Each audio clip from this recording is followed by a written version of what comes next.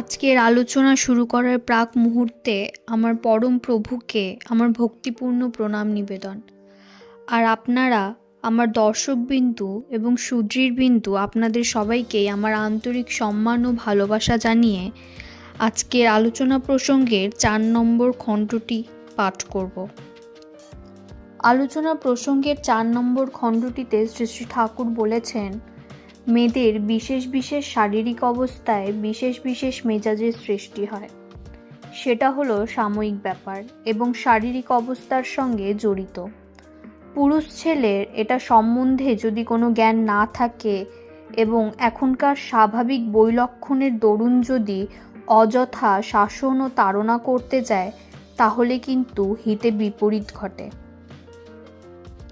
জয়গুরু। আপনারা সবাই ভালো থাকুন, সুস্থ থাকুন, আনন্দে থাকুন। ইষ্টকেন্দ্রিক জীবন হয়ে উঠুক আপনাদের।